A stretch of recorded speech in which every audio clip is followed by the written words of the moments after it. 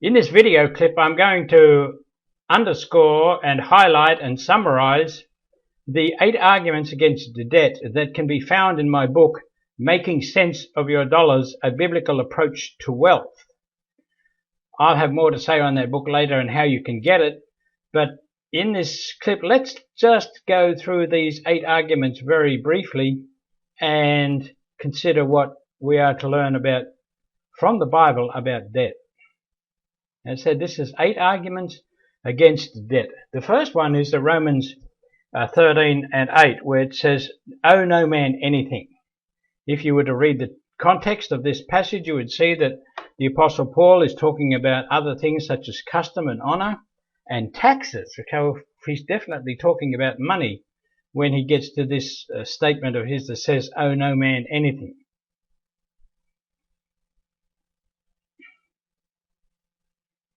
Of course, he goes on to say, "Owe no man anything except to love one another." That's another.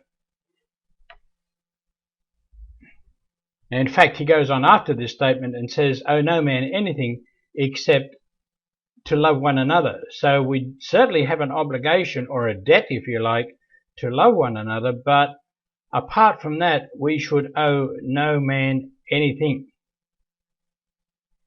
So the Bible seems to be quite clear that it is discouraging debt with that statement. If we go to Proverbs 22 verse 7, we find the second argument, and that is the Bible seems to encourage us to avoid slavery if we have a choice.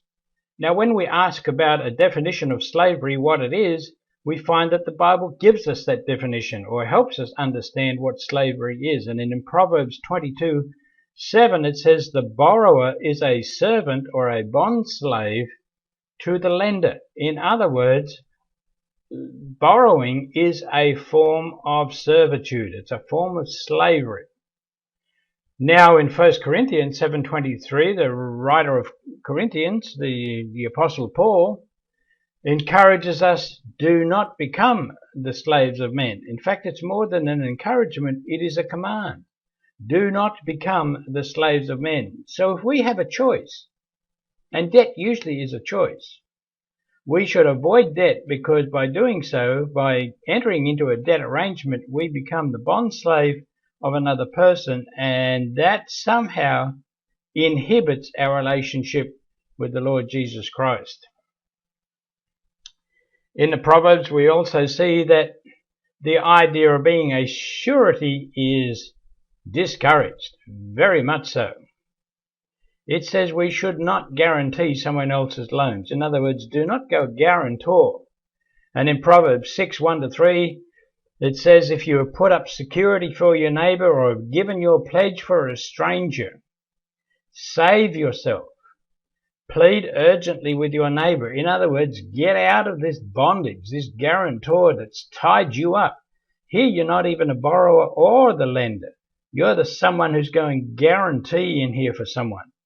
Why would the Bible discourage us if lending was such a great idea, or if borrowing?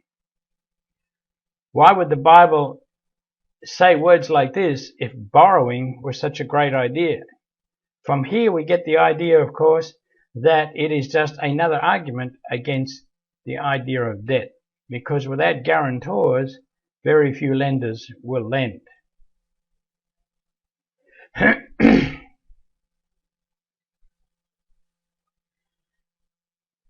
We see there in Proverbs 22 verse 6 a repetition of this prohibition against being a guarantor. Be not one of those, or do not be one of those who is a surety for debts.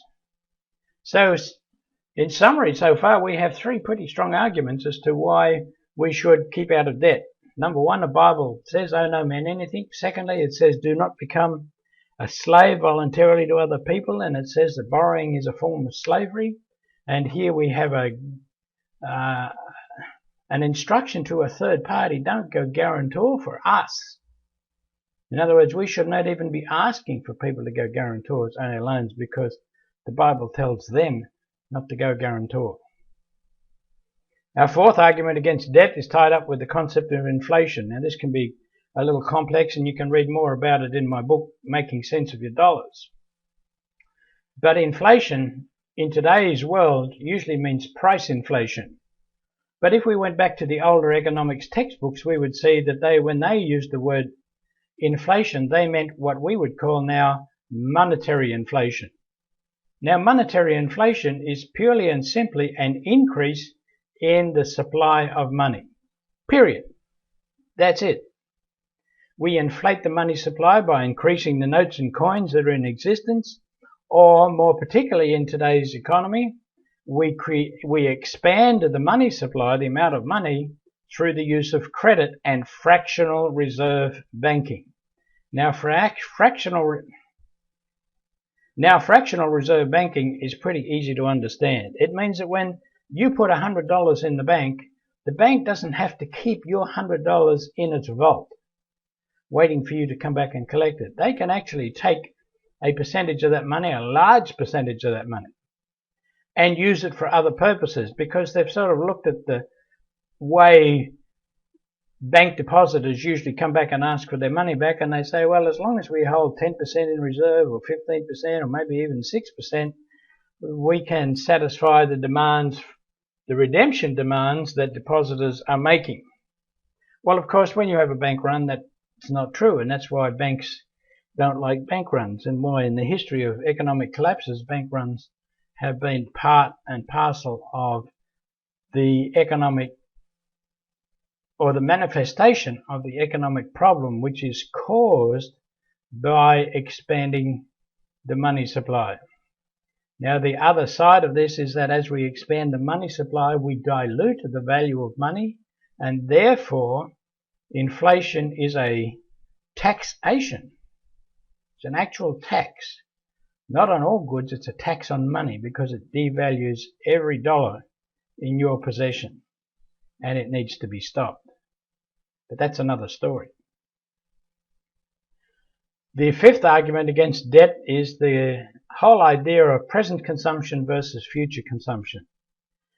We need to learn how to live for the future as well as consume in the present.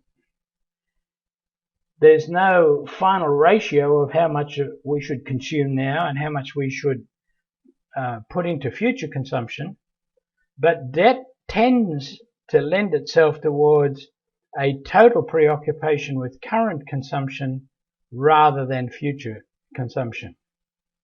Future consumption in a place like Australia means investing money into, let's say, mineral discovery, which can take years as they drive around in their trucks and park their truck somewhere and dig a hole to see if there's some new minerals to be discovered underground. You see the same kind of thing in the gold fields of Oklahoma and the gas finds that are going on over on the eastern coast of America. People have gone drilling to find the minerals and the resources underneath the earth that can be put to work for man's benefit. Unless people put aside some present consumption and use what they have left over for future consumption, that kind of economic development doesn't occur. And of course, it's that kind of economic development that separates the Western world from the rest of the world. Now, greed is an aspect of debt that is often ignored. We know that the Bible, of course, prohibits greed and says we should not be greedy. And of course, the borrower needs to be very careful that he's not borrowing because of greed. Is it possible that he can't wait, that he is so impatient that he has to have something now that he needs to go and borrow? That motivation would be more driven by greed than it is by practical economic, that decision is driven more by greed than it is by practical economic decision making. The other side of the greed equation, of course, is the lenders. Are they so greedy that they want to force people into debt all the time so that they can get some kind of interest rate on their money. That seems that just seems another aspect that can be driven by greed. I'm not saying everything is driven by greed.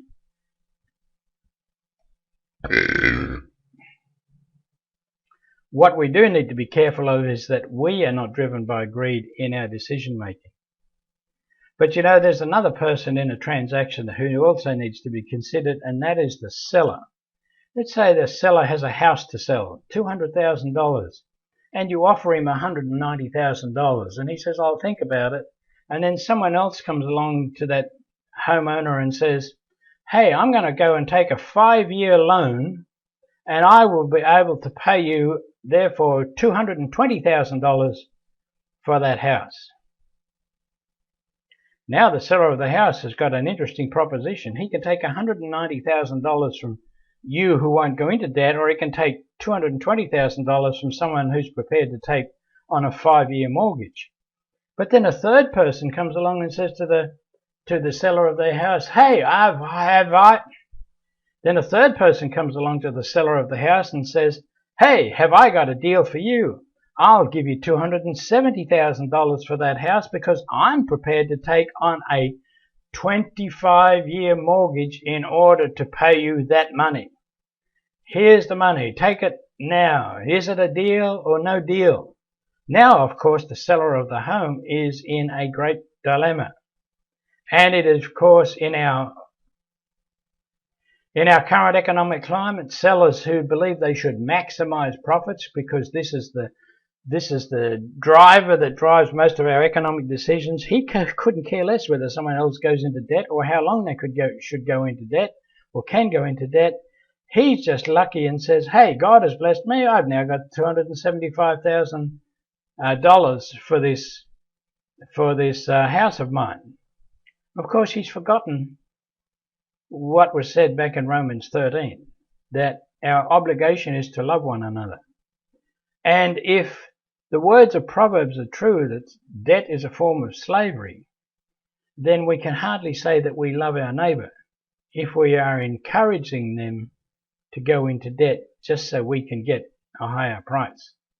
So this greed issue has got some really interesting ramifications. We need to be very careful in our own actions of how we deal with our neighbour and ourselves in business transactions and economic transactions. You see, borrowers are really buyers. And so in the marketplace, buyers and sellers come together, and then they have the development of prices out of that relationship, and of course those prices are going to be driven higher by borrowing. This is why we say that under inflation, prices go up. That's what causes price inflation, is monetary inflation. And the example I've just given of the home seller is just an example of how prices rise due to the fact that people are willing to borrow, expand the money supply. So the effective devaluation of money takes place when borrowing occurs at such high levels as it does now. Our seventh argument against debt is tied up with the idea of the lender and the conditions God puts upon lenders in society and in life. And in Deuteronomy 15:1-11, we see that there is to be a Sabbath year, every 7th year, a release of debt by the lender. Now, while this is primarily talking about lending to people in need, this really is the only basis for lending whatsoever under the current environment of what the Bible teaches about owe no man anything.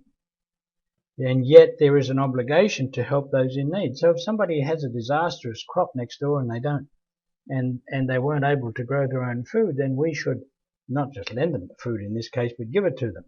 Or we may want to be able to lend them some other things temporarily, or some money temporarily to help them along.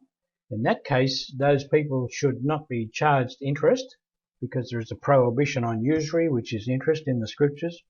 But also in the 7th year, the lender is to say, I'm sorry, you don't owe me. Well, not sorry, but I'm happy to inform you that you don't owe me any more money. The rest of the debt is just cancelled.